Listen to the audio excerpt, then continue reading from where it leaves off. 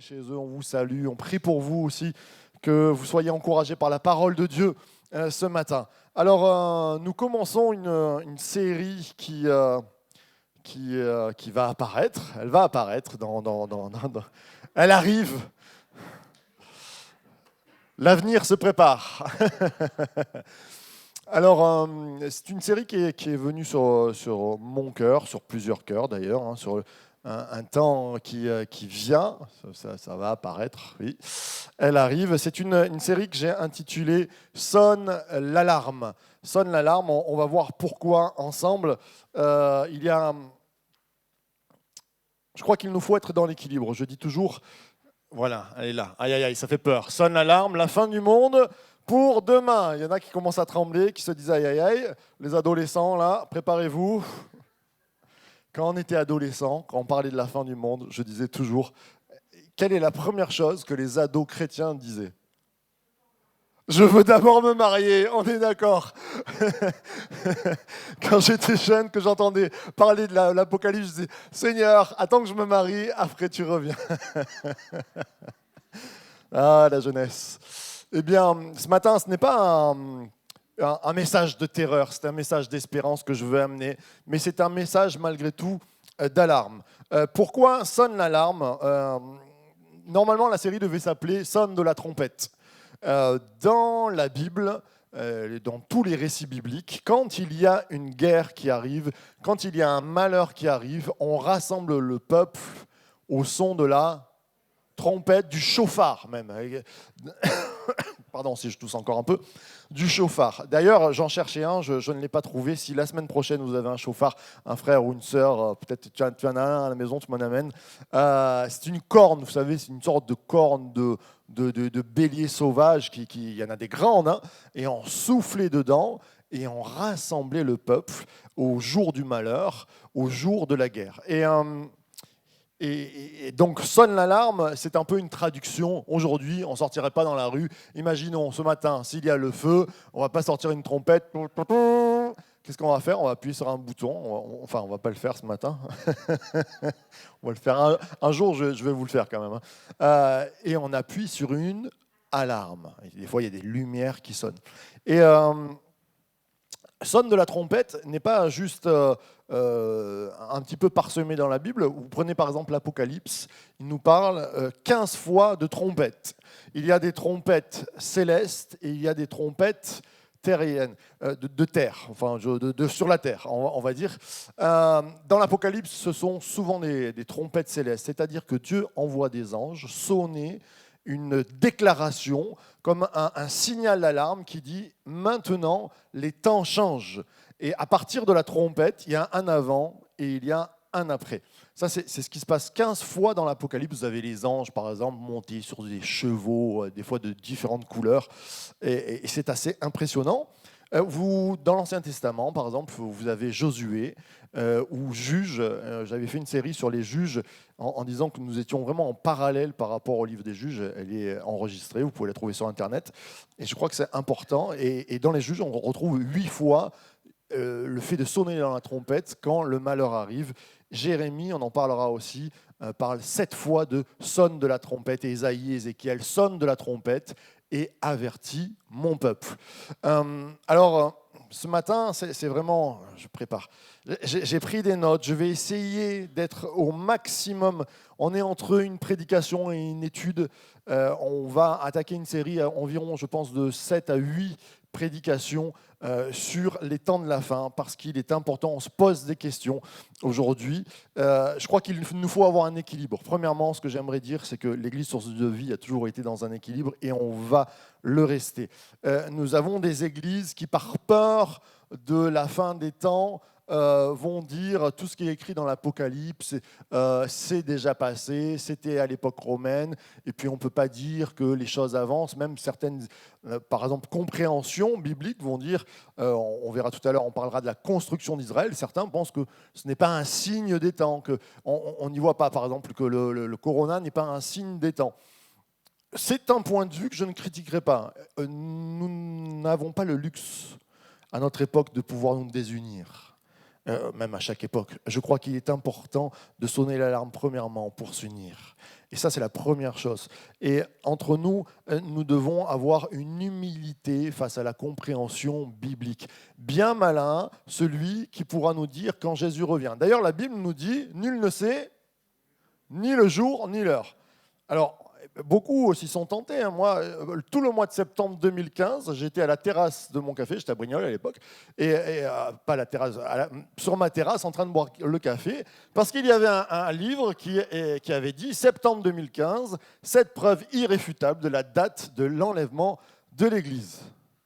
Alors, ou juste le monsieur a été enlevé, ou il y a eu un problème, l'Église n'a pas été enlevée, je ne sais pas, le Seigneur n'avait pas assez de tramway pour nous ramener dans le ciel. Combien de livres ont été écrits au XXe siècle, au XXIe siècle, en donnant des dates précises. Mais en fait, c'est anti-biblique. Quand tu donnes une date précise, c'est aller contre le fait que nul ne sait le jour ni l'heure. Alors ils vont dire, en fait, il est malin. Hein.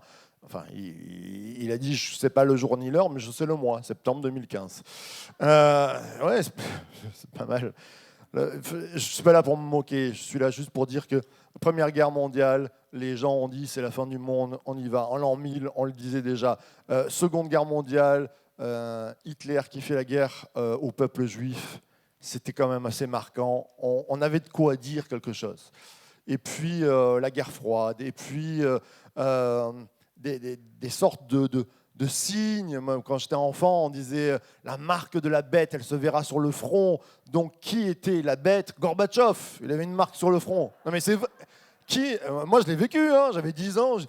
La bête, c'est Gorbatchev. Bon, après, quand il est parti, que le mur s'est effondré, on s'est dit non, c'est pas la bête. Un équilibre. Je dis que l'équilibre n'est pas de faire l'autruche en disant tout est passé, il n'y a rien qui se passe, tout va bien dans le meilleur des mondes. Je crois qu'il y a des marqueurs, si nous lisons la Bible, qui vont nous indiquer que les temps avancent. Alors ça, c'est la palisse oreille. Chaque jour, on se rapproche de la fin, ça c'est sûr. Mais je crois que les choses s'accélèrent et qu'il nous faut nous tenir prêts. Pourquoi sonne l'alarme? Non pas pour un constat de malheur, pour qu'on pleure tous ensemble, mais pour nous tenir prêts. Premièrement, pour que l'Église soit forte. Il nous faut sonner l'alarme pour dire encourageons-nous. Parce que nous allons voir, Dieu est un Dieu d'encouragement. L'Apocalypse a été écrite pour dire il peut se passer les pires fléaux, je te tiens dans ma main. Et qui pourra te toucher? Et même si on te touche, quoi qu'il arrive, tu es dans ma main. D'accord? Ça, c'est l'Apocalypse. Et puis, aussi, plus que se réveiller, réveiller les gens qui sont autour de nous. Dire à nos enfants, à nos adolescents, les temps sont proches. J'espère que vous vous marierez. Je ne dis pas que c'est pour demain, je dis soyez prêts pour demain. Et que dans nos cœurs, on soit prêts à ce que si le Seigneur revient demain, je le prêche assez souvent, mais je crois qu'il y a des marqueurs de temps qui sont en train de nous dire sonne l'alarme, peut-être que Jésus revient demain ou cet après-midi. Il y a une importance. Alors, ce n'est pas, on va voir ensemble, ce n'est pas un constat entre alarmistes, un petit peu, mais il y a un encouragement parce que Dieu est avec nous et on va le voir ensemble. Donc cette série va être assez riche puisque nous allons aller voir des textes dans l'Apocalypse, nous allons aller voir les prophéties de Jésus en Matthieu 24. Je vous conseille de les lire, je pense que la semaine prochaine nous attaquerons sur Matthieu 24. Vous prenez Matthieu 24, vous lisez, c'est un petit chapitre qui est là où Jésus prophétise la fin des temps. Et alors certains me diront oui, mais il y a des choses que Jésus prophétise, ça s'est passé en l'an 70, la destruction du temps. Oui, mais je crois que l'Apocalypse et les prophéties de Jésus ont, dans ma perception, c'est un peu comme des prophéties accordéon. C'est-à-dire que, vous savez, quand vous tirez un accordéon, c'est exactement la même chose qui se multiplie. Vous avez une sorte de récurrence. Eh bien, je pense que les prophéties de l'Apocalypse, elles sont marquées dans l'histoire et elles reviennent, mais elles s'accélèrent et elles deviennent plus grandes. Je ne sais pas si vous me comprenez bien. C'est-à-dire que les choses qui se sont passées sont un peu comme l'ombre des choses à venir et qu'il y a jusqu'au temps de la fin, vraiment, là, ça va monter. Ce que les gens ont vécu même, par exemple, je pense pendant la Seconde Guerre mondiale, c'est une image des temps de la fin. Mais ce n'était pas la fin, parce que tous les marqueurs n'étaient pas encore annoncés.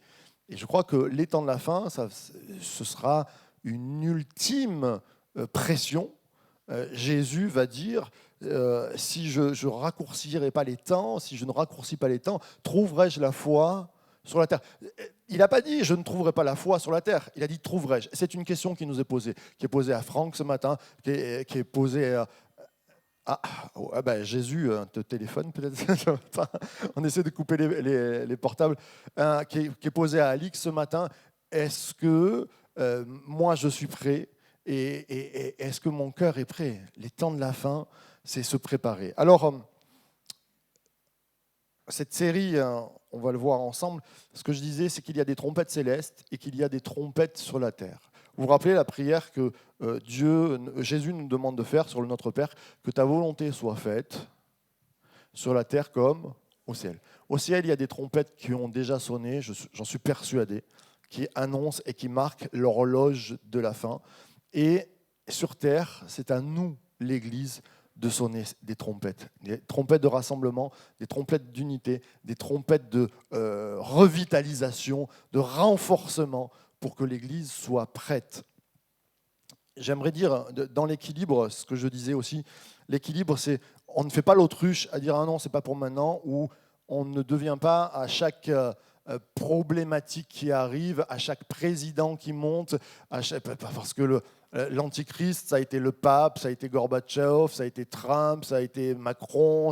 Enfin, à un moment donné, on ne va pas s'arrêter à chaque détail. C'est pas ce qui nous est demandé à l'Église. Et on va voir ce qui est demandé à l'Église. L'Église nous est demandé d'être actifs et de voir que les temps sont en train de progresser. Mais en même temps, on essaie d'être équilibré. Il y a des gens qui ont tout vendu, qui se sont arrêtés dans les années 60 parce qu'ils disaient Jésus revient demain. Et comme le livre a été écrit, ça c'est un manque d'équilibre. Comment interpréter la Bible pour bien préparer, est-ce que la fin du monde est pour demain? En tout cas, elle l'est. Elle va venir. Quoi qu'il arrive, la fin du monde vient. Il y a une fin des temps qui est marquée dans la Bible. Si tu crois en Dieu, tu crois à cette fin des temps. Alors, ça va? Vous êtes toujours là? Allez, on y va. Alors, j'aimerais parler des trompettes spirituelles qui nous ont marqués à nos églises sources de vie. J'aimerais juste qu'on puisse remonter un petit peu dans le temps. Il y a exactement 2 ans, décembre 1904. Ça y est, je deviens comme mon père. Quand j'étais jeune, mon père me disait toujours, pour me dire 94, il me disait oui, tu te rappelles en 74? Je dis 74, j'étais pas né, papa. Et ben bon, voilà, moi je suis dans les années 90. En décembre 2019, notre frère Christian Puiroux est venu et a prêché sur un verset qui nous dit le matin vient. La sentinelle répond, le matin vient et la nuit aussi, si vous voulez interroger, convertissez-vous et revenez. Ça, c'est ce qui nous est dit. Le matin vient, mais la nuit aussi. Et cette prédication, je me souviens, j'étais là et je sens le Saint-Esprit qui sonne une alarme dans mon cœur, qui me dit écoute cette parole. Et d'une prédication qui a été comme une sorte de prophétie amenée par Christian Puiroux, nous en avons fait une série. J'ai lancé une série en janvier, si vous vous rappelez, sur le matin vient. Le matin vient et la nuit aussi. Et mars 2020, le corona est arrivé. Une nuit où même nous avons dû fermer nos célébrations, pas l'église, mais nos célébrations. Et on a senti comme, vous savez, quand le jour baisse et que la nuit vient, eh bien, il y a comme une nuit qui s'est installée depuis 2 ans. Et ça a marqué notre Église, parce que ça a été prophétisé, parce qu'on était prêts, on avait lancé même un temps de jeûne et prière fort, parce qu'on sentait qu'il y avait quelque chose qui se passait, et Dieu nous avait préparés. Alors ça, c'est la première trompette spirituelle pour source de vie qui a été notée, que je noterai. Ce que je note aussi, c'est que nous pouvons voir, nous avons vu, il y a un constat mondial qui est impressionnant. Par exemple, l'éco-anxiété. Que vous parlez avec des jeunes, il y a 1 jeune sur 2 qui est anxieux par rapport à l'écologie. Parce que la Terre va mal, parce que moi j'ai connu une époque où on allait à la plage où on ne mettait pas de crème solaire. Aujourd'hui, si tu vas à la plage sans crème solaire, tu reviens comme une tomate. il y a des choses qui se passent, il y a des tremblements de terre, et on verra ça avec Matthieu 24 la semaine prochaine. Il y a des problématiques qui viennent et qui frappent ce monde. Et autour de nous, les personnes commencent à être anxieuses. La pandémie, bien sûr, 2 ans de pandémie. On parlera aussi dans l'Apocalypse, il y a des passages où un ange sonne de la trompette et nous est dit que la paix fut enlevée de la terre. Et depuis 2 ans, la paix a été enlevée de la terre. Vous avez des gens anxieux. Aux États-Unis, chez les moins de 18 ans, 300% d'augmentation sur des actes de suicide. C'est énorme, énorme. D'ailleurs, les courbes du suicide, certains essayent de les expliquer. Ils ont même peur de les annoncer parce que c'est une catastrophe, un désespoir qui frappe notre génération. Et puis une accélération. Il y a autour de nous une accélération qui est impressionnante. Par exemple, on parlera aussi, Matthieu 24, l'accélération des tremblements de terre, l'accélération des catastrophes naturelles. En 10 ans, on a augmenté de 60% les catastrophes naturelles sur la Terre. C'est juste fou. Ça, ce sont des trompettes spirituelles que nous regardons parce que Jésus l'annonce et on le décrira. Et puis la connaissance, ça c'est un verset. Quand j'étais plus jeune, je le lisais, qui se trouve dans Daniel. Je ne comprenais pas toujours tout. Moi, je n'étais pas un féru des choses apocalyptiques, je vous le dis, l'eschatologie, on appelle ça, les temps de la fin. Mais plus le temps passe, et je suis pasteur, et il y a un peuple ensemble, nous sommes ensemble, et plus le Seigneur me dit, attention, penche-toi sur ces paroles. Il nous est dit dans Daniel, on va le lire ensemble, beaucoup de ceux qui dorment dans la poussière de la terre se réveilleront, les uns pour la vie éternelle, les autres pour la honte. Là, on est vraiment dans les temps de la fin, la résurrection des morts, on est d'accord ? Et pour la honte, pour l'horreur éternelle. Ceux qui auront été perspicaces brilleront comme la splendeur du ciel. Que ce matin, on sonne l'alarme pour qu'on soit perspicace, pour qu'il y ait des choses qui brillent dans nos yeux. Le moment de la fin reste un secret. Quant à toi, Daniel, tiens ces paroles cachées et marque le livre du sceau du secret jusqu'au moment de la fin. Beaucoup seront perplexes, mais la connaissance augmentera. Je m'arrête sur ce verset, et peut-être qu'on le décrira, mais il y a une explosion de la connaissance à notre époque qui est folle. On a eu des révolutions. L'humanité a connu, par exemple, l'alphabet. Ça a été une révolution quand on a eu un alphabet. On a eu la révolution qui a été extraordinaire, c'était l'imprimerie. On est passé d'un alphabet qu'on grave à l'imprimerie. On a pu écrire des livres. À partir de là, on a pu faire passer des pensées. On a eu toutes sortes de philosophies. Vous prenez par exemple le marxisme qui a donné le communisme. C'est grâce à des livres. On a propulsé des politiques jusqu'à des pays entiers et des millions de personnes avec les choses positives et les drames qui se sont passés. Et ça a été une révolution. Et notre époque, depuis les années, on va dire, 90, nous connaissons une véritable révolution, c'est Internet. Internet qui est une révolution, j'allais dire ingérable, une révolution extraordinaire, une révolution qui amène une explosion de la connaissance. Alors, pas forcément de la bonne connaissance, mais vous savez, ça me rappelle, et je ne ferai pas je fais un parallèle ce matin, c'est une pensée, je ne dis pas que c'est un dogme, je ne dis pas que c'est ça, mais rappelez-vous l'arbre de la connaissance du bien et du mal qui est venu ternir le cœur de l'homme comme un péché. Et plus il y a des très bonnes choses, on se sert d'Internet, on est ce matin sur Internet, mais on voit aussi des malheurs, des jeunes qui se suicident à cause des réseaux sociaux, des choses qui sont pernicieuses. Vous allez au fin fond de l'Afrique, toutes les personnes ont des portables et ont accès à Internet et ont accès à toute connaissance du bien comme du mal. Et Daniel nous dit, à la fin des temps, il y aura comme une explosion, la connaissance augmentera. Le mot augmenter, c'est vraiment comme quelque chose qui se multiplie, qu'on n'arrive pas à gérer, une véritable explosion. Et ces choses-là, vous savez, on est dans une génération où tout le monde sonne la sonnette d'alarme, par exemple pour les enfants et les ados, sur les réseaux sociaux, sur tout Internet. Alors, je ne suis pas en train de faire un discours vieux jeu et toutes ces choses-là, mais je vois même sur les adultes, la capacité de cette petite chose où Internet est à fixer les regards et à perdre du temps. Ça nous est tous arrivé.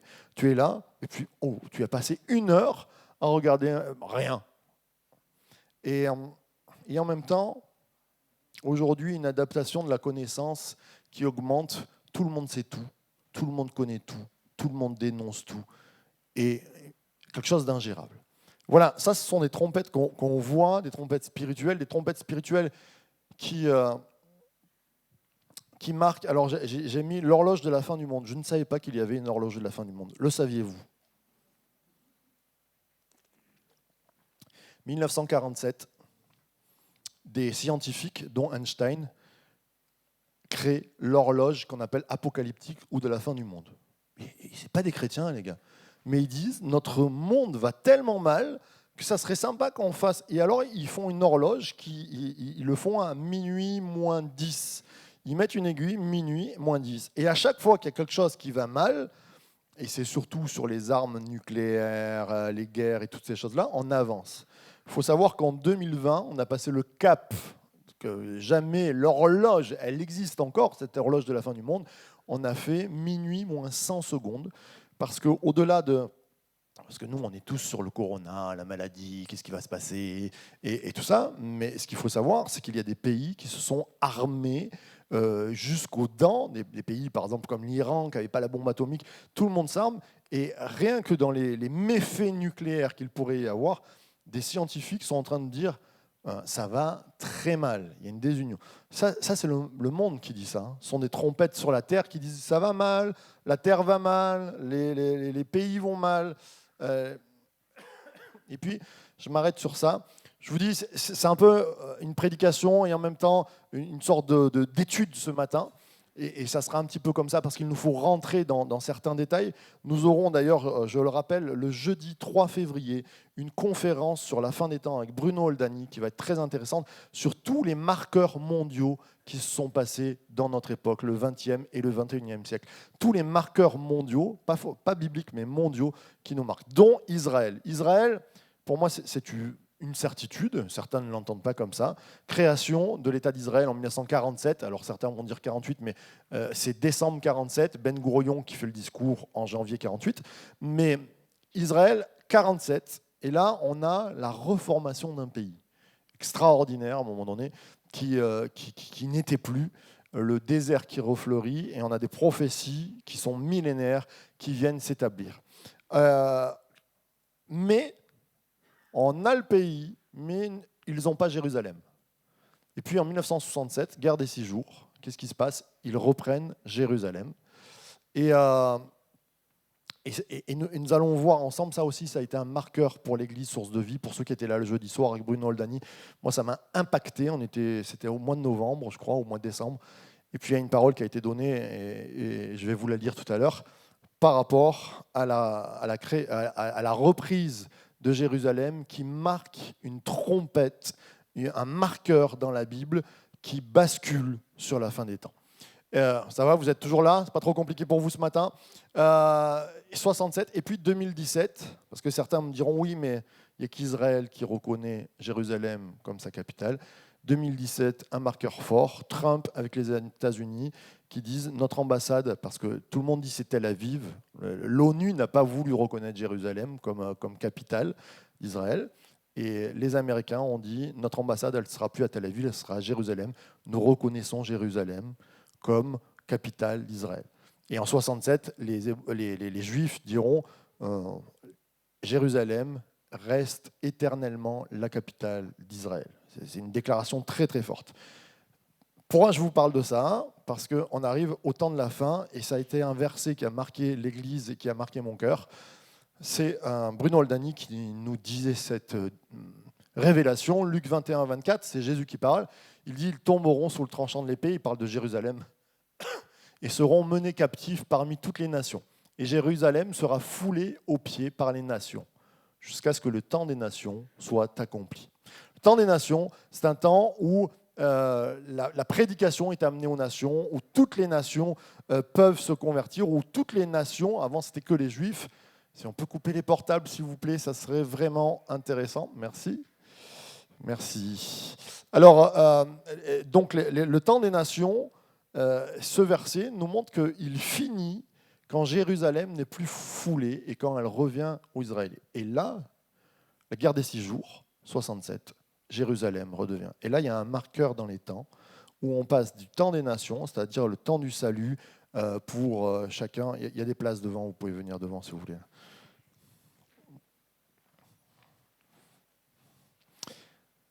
Oui. Là, devant. C'est bon, ça ira. Merci. Le temps des nations est marqué comme fini d'après ce verset. C'est une interprétation, mais ça m'a impacté dans mon cœur en me disant, si on se trompe, imaginons, on dit, ah mais non, mais c'est pas vrai, c'est pas ça. Ok. Si le temps des nations est fini depuis 67 et que nous sommes rentrés dans les temps de la fin depuis 67 et qu'il y a une accélération, ça veut dire que les choses annoncées par Jésus-Christ sont en train de se dérouler maintenant et aujourd'hui. Et il nous est dit, la génération ne passera pas. Une génération, ça dépend, on peut dire c'est ou 40 ans ou 70 ans. Mais on est si nous sommes dans ces temps de la fin, alors est-ce que c'est une génération qui dure plus longtemps? Je ne sais pas.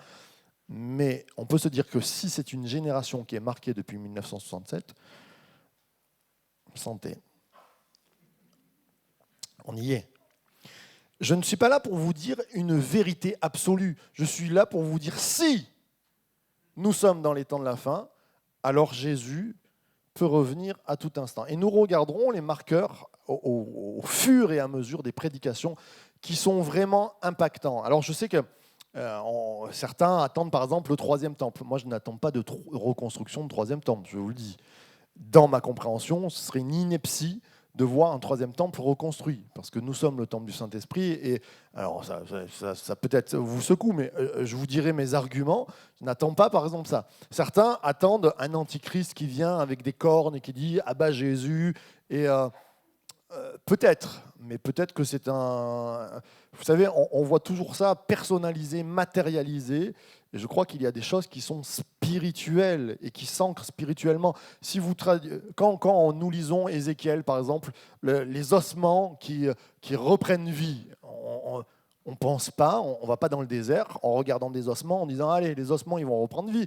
On a une visée spirituelle des ossements d'Ézéchiel. Quand Ézéchiel va prophétiser, qui dit « Esprit, souffle à des 4 vents pour que les ossements… » ça parle de nos vies, ça parle de nos générations qui étaient mortes et qui sont ressuscitées en Christ.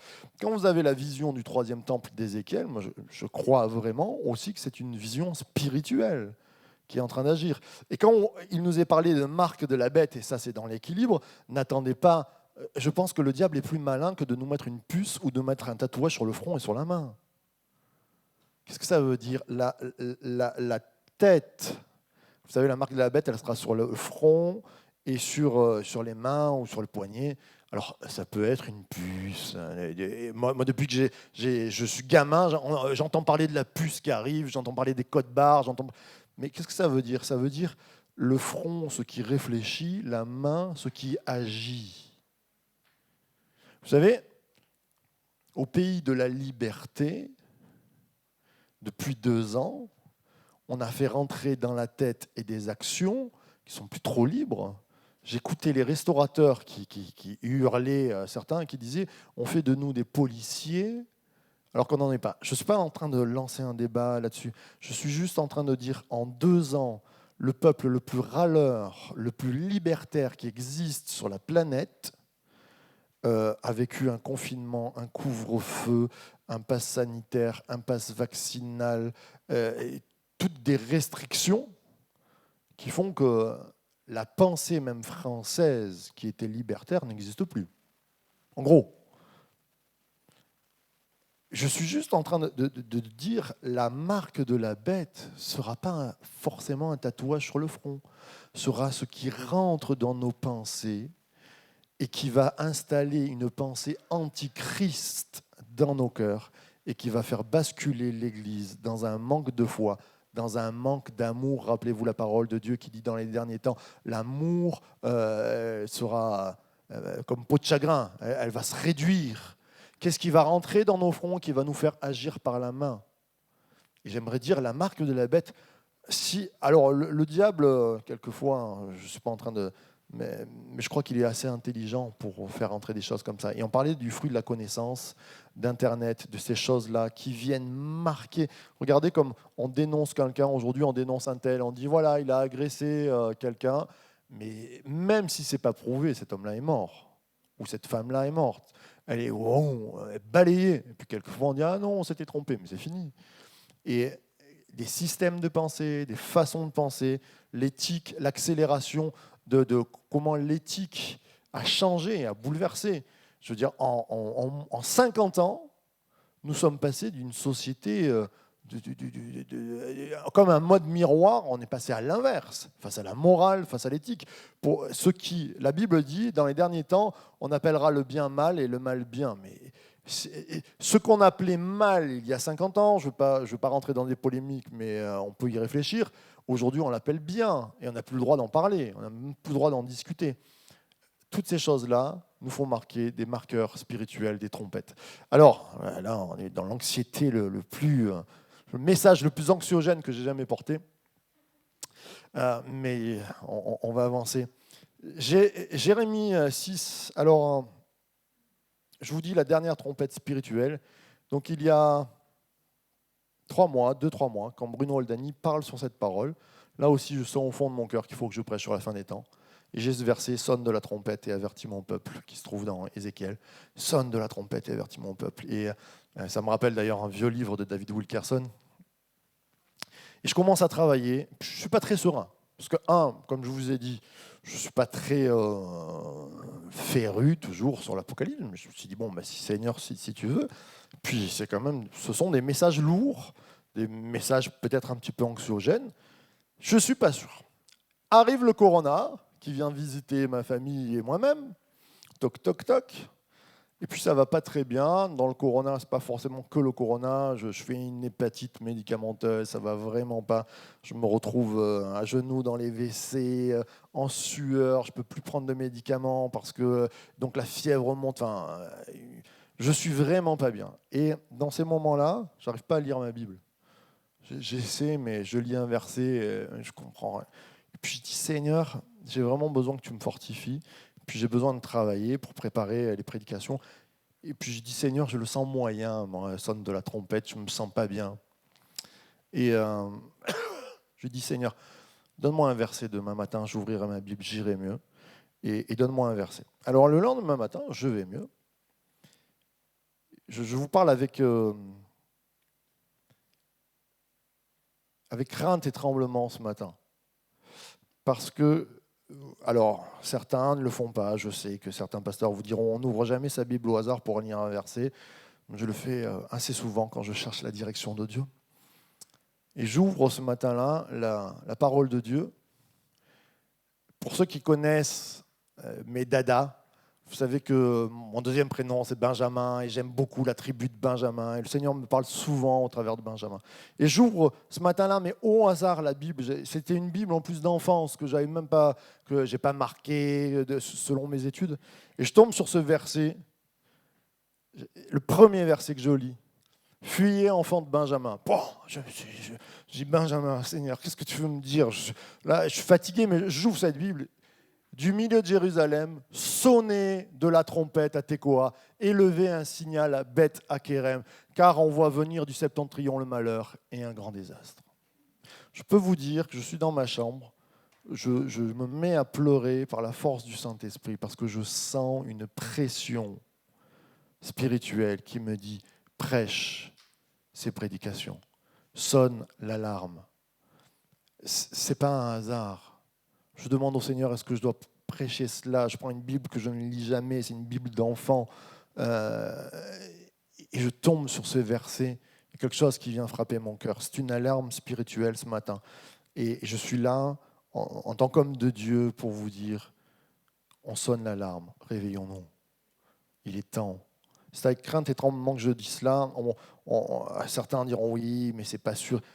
Je le sens au fond de mon cœur en tout cas. Je ne prédis pas que c'est dans 1 an, mais je sais que ça va aller de plus en plus mal, parce que le Seigneur nous avertit.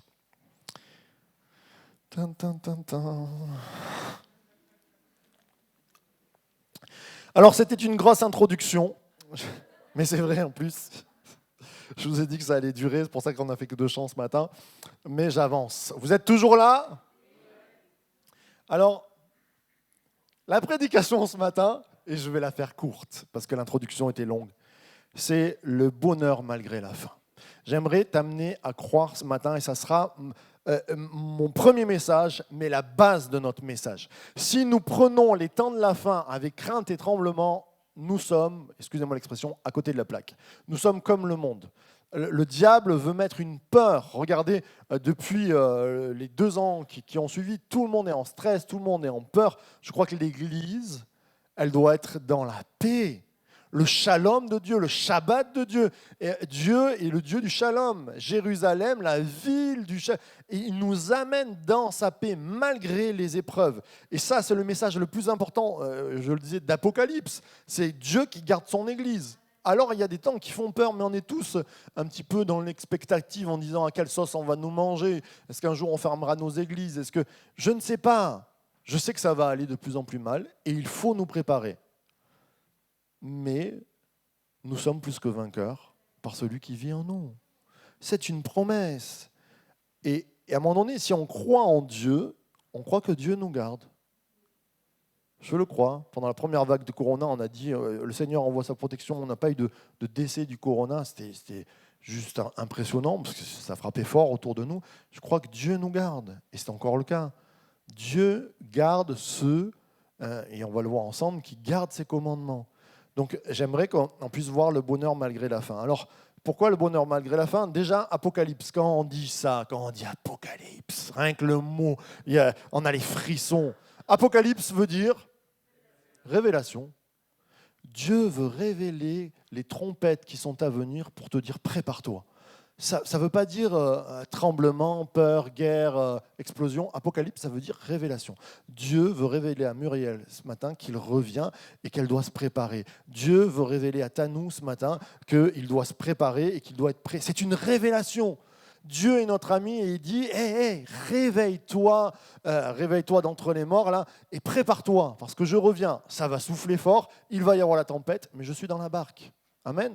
Ça, c'est le bonheur malgré la faim. J'aimerais voir avec vous le début d'Apocalypse et la fin d'Apocalypse. Il nous est dit, chapitre 1, verset 3, après qu'il est dit, c'est Jean qui écrit, heureux celui qui lit et ceux qui écoutent les paroles de la prophétie et gardent ce qui s'y trouve écrit, car le moment est proche. La fin de l'Apocalypse, dernier chapitre, 22, 7, voici je viens bientôt, heureux celui qui garde les paroles de la prophétie de ce livre. Si Dieu te dit que tu peux être heureux, même dans les temps de la faim, même dans les temps de l'épreuve, c'est que c'est vrai. Ou alors on ne croit pas en Dieu. On peut aller boire le café en attendant la fin du monde sur la terrasse, mais elle est déjà passée, septembre 2015, je vous le répète. Dieu fait des promesses, il n'est pas homme pour mentir. Et il dit, si tu te penches sur la parole de Dieu, heureux celui qui a les yeux éclaircis comme dans Daniel, ceux qui seront perspicaces brilleront comme des étoiles. À nous d'être perspicaces. Et à nous aussi, ça c'est le plus compliqué, de ne pas transmettre la peur. Parce que le déséquilibre des groupes chrétiens, même sur Facebook aujourd'hui de l'Église, c'est où on fait l'autruche, ah non, ça ne va pas arriver maintenant, ou c'est c'est la fin du monde, il y a la marque de la bête, il faut se préparer à ça, et puis ci, et puis là, et puis il y a une anxiété qui vient. Moi je dis, le Seigneur revient, déjà c'est super, et puis il nous dit, dans l'épreuve, tu peux être heureux. Ça, c'est le miracle de Dieu que Dieu nous donne. C'est pas je vais bien, tout va bien, nanana. Non, c'est pas de la pensée positive. C'est que Dieu peut agir dans ton cœur. Si tu lui donnes ton cœur, des ados jusqu'aux plus vieux, de dire Seigneur, j'ai des craintes dans mon cœur. Moi, j'ai des craintes dans mon cœur. J'ai des craintes pour moi, un peu moins, mais pour ma famille, pour mes enfants, pour les gens qui sont autour de nous. Là, on a traversé la période de Corona, on a eu peur pour des personnes autour de nous. On a des craintes. Et ça, si on laisse notre cœur aller à la crainte, on va être balayé. Mais on s'arrête et on dit, tu es le Dieu qui tient tout entre tes mains. Fais le miracle de la paix dans mon cœur. Tu es le Dieu du shalom. Amène la paix dans mon cœur. Amen. Du début à la fin de l'Apocalypse, il nous est dit heureux. Heureux, c'est un constat biblique, une constante biblique qu'on peut retrouver. J'ai mis Genèse 1. Alors vous allez me dire, mais dans Genèse 1, il n'y a pas de heureux. Voici, Dieu dit que la lumière soit, et la lumière fut. Et ce fut le premier jour. Et Dieu dit que ce jour était bon. Bon qui amène au bonheur. Dieu est un Dieu de bonté. Du début de la Genèse, il amène le bonheur. Il nous a dit que le 7e jour, il allait voir la terre. Et il s'est reposé pour voir. Et on sent de la joie dans le cœur de Dieu. Il dit que ce qu'il a fait était bon. Ce qu'il veut faire en toi encore, c'est une création, une recréation, une création de l'espérance si tu n'as plus d'espoir, une recréation de la paix si tu as la peur, une recréation de la guérison si tu es malade. Alléluia, la santé, il vient, il fait des bonnes choses. Psaume 1, je vous rappelle, Psaume 1, c'est le début des écrits. C'est comme un relancement de la parole de Dieu et on commence par la première parole, heureux l'homme. Et c'est une constante dans la Bible, Dieu est un Dieu de joie, est un Dieu qui fait des choses bonnes et qui veut que nous soyons heureux. Jésus 1, vous connaissez Jésus 1 ? Je l'ai mis, je me suis dit... Jésus 1 se trouve dans Matthieu, allez, dans Matthieu chapitre 5. Pourquoi j'ai mis Jésus 1 ? Parce que c'est le premier discours que Jésus fait. Et je vous le lis rapidement, on le relira tout à l'heure dans une autre version. Mais Matthieu 5, il nous est dit, voyant la foule, Jésus monta sur la montagne, il s'assit à ses disciples, et ses disciples s'approchèrent. Puis il ouvrit la bouche et se mit à les enseigner. Malheureux les pauvres en esprit, car le royaume des cieux n'est pas pour eux. Dans le stress et la peur, ceux qui pleurent, car ils ne seront pas consolés. C'est pas ça, hein. Heureux les pauvres en esprit, car le royaume des cieux est à eux. Il y en a 10. Heureux ceux qui pleurent, car ils seront consolés. Heureux ceux qui sont doux et bons, car ils hériteront la terre. Heureux ceux qui ont faim et soif de justice, car ils seront rassasiés. Heureux les miséricordieux, car ils obtiendront miséricorde. Heureux ceux qui ont le cœur pur, car ils verront Dieu. Heureux ceux qui procurent la paix, car ils seront appelés fils de Dieu. Heureux ceux qui sont persécutés à cause de la justice, car le royaume des cieux est à eux. Heureux serez-vous lorsqu'on vous insultera, qu'on vous persécutera, qu'on répandra faussement sur vous toutes sortes de mal à cause de moi. Réjouissez-vous et soyez dans l'allégresse, parce que votre récompense sera grande. Amen, amen et amen. Gloire à Dieu. Heureux. Heureux ceux qui pleurent, ils seront consolés. Heureux ceux qui ont le cœur pur.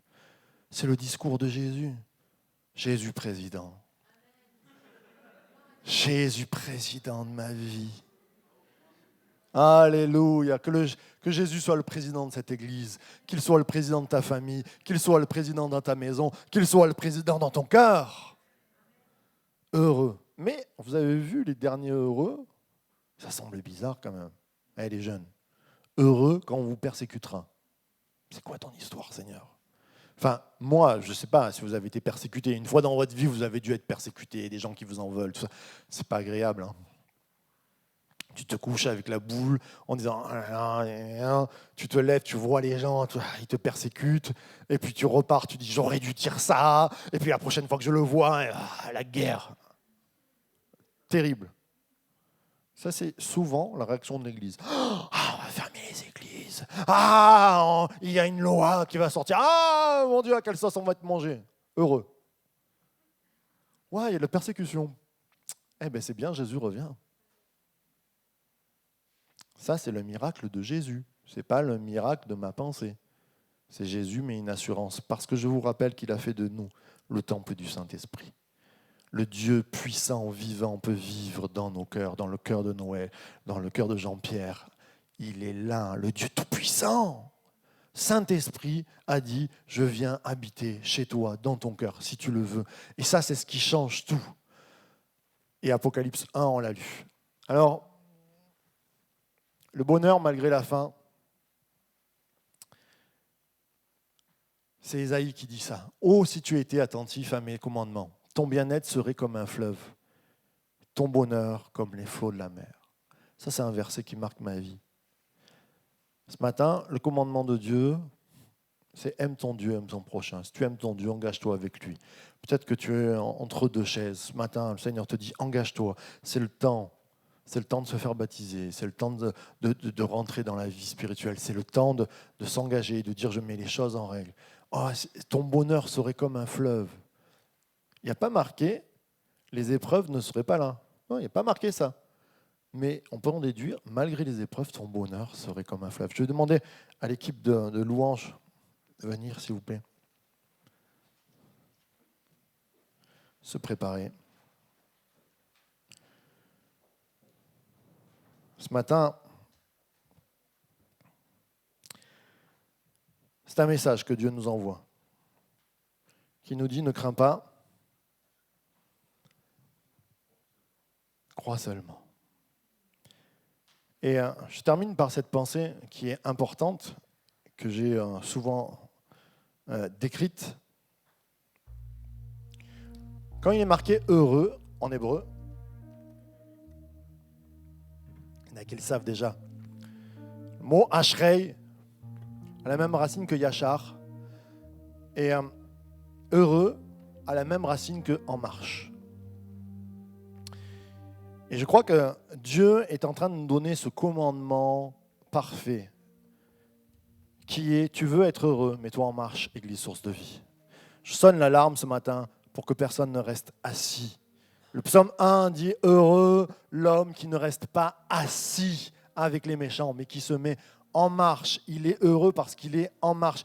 Il y a des choses que tu dois mettre en marche dans ta vie. Il y a de la sanctification que tu dois mettre en marche. Il y a du péché que tu dois enlever. Il y a des mauvaises voies. Il y a du non-pardon que tu dois enlever. Il y a des décisions que tu dois prendre de te baptiser avec Dieu. Il y a des services, des ministères que tu dois accomplir et tu es resté assis en te disant non, il n'y a rien plus, pas pour moi, pour les autres. Mais Dieu te dit lève-toi maintenant, mets-toi en marche. Pas après pas. Ça ne veut pas dire que on bâtit un édifice, Rome, c'est pas fait en un jour. Je crois que Dieu nous apprend à marcher pas après pas ou à reprendre vie pas après pas. Mais lève-toi, mets-toi en marche. Heureux, j'ai plus la main. Excuse-moi, merci. Heureux en marche. J'aimerais vous lire les béatitudes que nous avons lues tout à l'heure. Heureux les pauvres en esprit. Réécrit par M. Chouraki, qui a traduit la Bible et qui avait vu ce fait d'être heureux. Et combien ça vient marquer nos vies. Il nous a dit, si on le lit comme ça, « En marche, les humiliés du souffle, les pauvres en esprit. Oui, le royaume des cieux est à eux. En marche, les endeuillés. Oui, ils seront réconfortés. En marche, les humbles. Oui, ils hériteront la terre. En marche, source de vie, affamés et assoiffés de justice. Oui, ils seront rassasiés. En marche, les matriciels. Oui, ils seront matriciés. En marche, les cœurs purs. Oui, ils verront Elohim. En marche, les faiseurs de paix. Oui, ils seront criés fils d'Elohim. En marche, les persécutés à cause de la justice. Oui, le royaume des cieux est à eux. En marche, quand ils vous outragent et vous persécutent, en mentant, vous accusent de tout crime à cause de moi. En marche. C'est pas la République en marche ce matin. Dieu l'avait dit bien avant. Tu veux être heureux, mets-toi en marche. Je ne suis pas là pour culpabiliser, ni pour faire peur ce matin. En marche dans ta vie, ça commence comme un petit pas, mais mets-toi en avant. Allez, c'est le moment de se lever. C'est le moment de se dire qu'est-ce que je peux faire là où je suis, qu'est-ce que je peux faire au sein de l'Église, qu'est-ce que je peux faire dans ma famille, comment je peux amener ce signal d'alarme, comment je peux me mettre en marche, tout simplement. C'est avec passion et cœur que ce matin, poussé par l'Esprit, qui m'a dit « sonne de la trompette ». C'est un moment où l'Église doit se mettre en marche. Elle va trouver son bonheur. On pourrait se lever ensemble. Je terminerai par ce verset important qui marque un... Vous vous rappelez que tout a commencé avec Christian Purou, ce Christian, qui nous avait amené ce verset. La nuit vient, le matin vient et la nuit aussi. Et j'aimerais apporter cette parole qui nous dit, et on va chanter ce matin avec l'équipe, avec Alexandra, chant pour le jour du sabbat. Allez, c'est aujourd'hui le sabbat. Il est bon de te louer, Éternel, et de célébrer ton nom très haut, d'annoncer le matin ta bonté et pendant la nuit ta fidélité. La nuit vient, c'est sûr. La nuit, et on en parlera encore, mais la fidélité de Dieu ne va pas s'arrêter. Alors j'aimerais qu'on puisse fermer les yeux ce matin. On est devant Dieu. Au milieu de toutes ces mauvaises nouvelles, au milieu de peut-être ce qui t'a surpris, qui t'a stressé ce matin en disant peut-être que vraiment les temps de la fin, c'est pour maintenant. Dieu envoie du haut des cieux comme un écho qui te dit « Je suis fidèle, je suis le même, je suis le Tout-Puissant, je suis le Créateur et le Recréateur, je suis ta paix, je suis ta joie, je suis ta guérison, je suis ton bonheur. » Alors ce matin, on a les yeux fermés, j'ai les yeux fermés, je ne regarde pas. Puis si tu as besoin, premièrement dans ton cœur de paix parce que tu es stressé, parce que ça fait 2 ans ou même plus qu'autour de toi ça ne va pas bien et que tu sens de l'anxiété monter, lève ta main devant Dieu pour le miracle de la paix, le shalom qui coule sur toi comme un manteau de paix qui vient te réchauffer, qui vient réchauffer ton cœur.